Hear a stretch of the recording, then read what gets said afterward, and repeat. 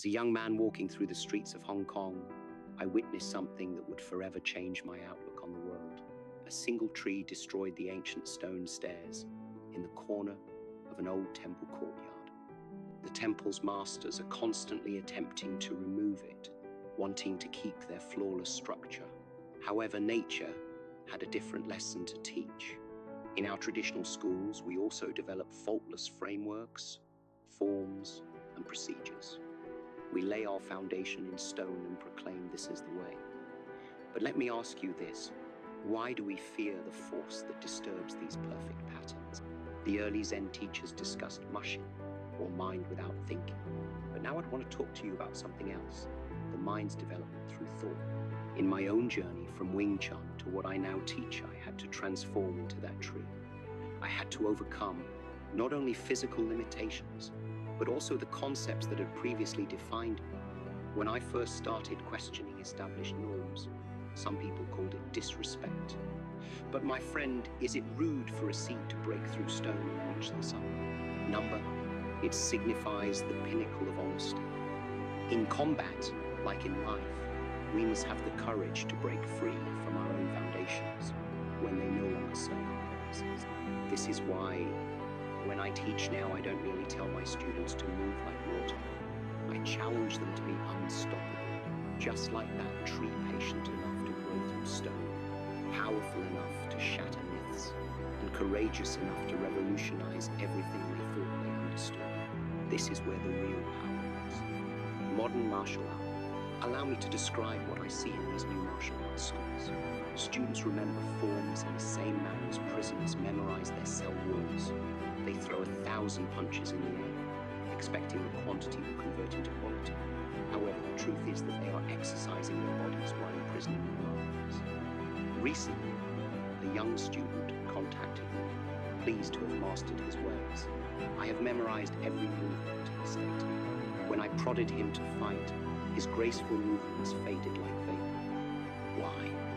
Because he had learned to dance with the air rather than engage with reality. This is the biggest illness in martial arts today. Teachers make cages and call them systems. They define borders and call them styles. This is the only way, they say. This is the traditional way.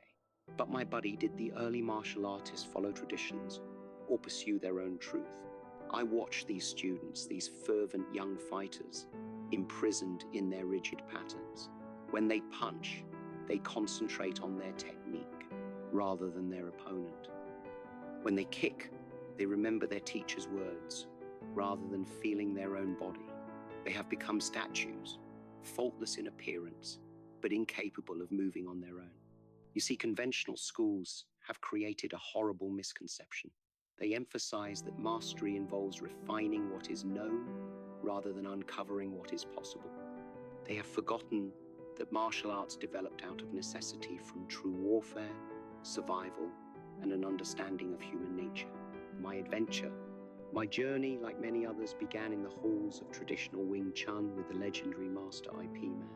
I learned to catch, stick, and follow instead of resisting.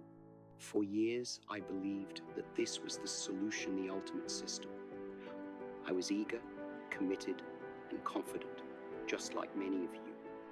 But then life introduced me to its most effective teacher, need. When I landed in America, something changed. Fighting on the streets and educating these youth presented challenges that my official training could not address. Different bodies, assaults, and energies each experience demonstrated the limitations of believing in a single reality. There was a single wonderful instant of consciousness. During a battle, I was torn between my Wing Chun abilities and what my body intuitively wanted to do. In that 1 second, I knew I was fighting myself rather than my opponent. My commitment to tradition has become my greatest nemesis. This, my friend, marked the birth of Jeet Kune Do. Not just a fresh appearance, but something considerably more significant. It represented liberation from style itself. True martial arts, I knew, are about breaking free from the constraints we've created rather than imposing more of them. Like the tree breaking through the stone, we must grow beyond our limitations rather than simply accepting them. Every conventional procedure I had learned became a question to be answered rather than a rule to be followed. Instead of memorizing a pattern, each shape becomes an open portal. This is not about disrespecting old customs. It is about acknowledging their true purpose, to guide us down our own path to independence. Combat. Allow me to share something true, not philosophy or theory, but truth discovered by sweat and conflict. I recall a 3-minute battle that taught me principles I could not have learned in 3 years of standard training. My opponent was larger and stronger, conventional heavyweight fighter. People expected me to utilize my Wing Chun trapping methods. It was what I knew best. But as I watched him move, I understood that sticking to anyone's system was going to be my doom. So I became formless. When he anticipated me to trap, I kicked. When he anticipated me to withdraw, I moved forward. Not because of a certain style, but because that was what reality required. This is what I'm teaching my pupils presently. Last week, I worked with a young guy who had received 15 years of classical instruction.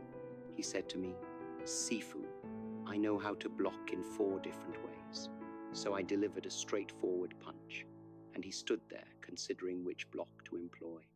You see, this is the difference between knowing and comprehending. So we started anew. I instructed him to stop seeing warfare as a problem, to solve, and instead see it as a river to travel. 3 sessions later, he moved like himself, pure, direct, and honest rather than as a martial artist performing a part. This is what I meant by immediate application. As you listen, tighten your fist. Feel the anxiety, the preparation for what you believe will happen. Now gently release it. Feel your energy flowing spontaneously. This single deed explains all you need to know about the distinction between stiff thinking and living movement. I've faced guys who were trained in every manner conceivable. Do you know what caused the difference between triumph and defeat? Not the amount of techniques learned, but the capacity to be present in the midst of conflict. Respond to what is, not what you believe should be. Life, be my buddy, I urge, because what I'm about to share with you extends well beyond warfare. These ideas that I found in martial arts apply to many aspects of life. Think about your job, your relationships, and your everyday obstacles. How frequently do you become locked in habits that no longer benefit you? Let me tell you about a businessman who visited me last month. He was dissatisfied with his negotiations. I've read every book on strategy, he told me. But here's the thing. He was doing what many of us, even martial artists, do. He was looking for solutions from outside rather than from inside.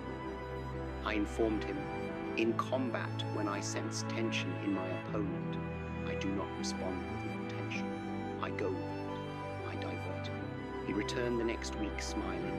He had clinched the greatest transaction of his career by adjusting, comprehending, and flowing with the negotiation's natural momentum rather than pushing it. Every day is an opportunity to put these ideals into practice. Try this tomorrow morning. Instead of immediately organizing your day, spend 30 seconds observing your thoughts, breath, and energy.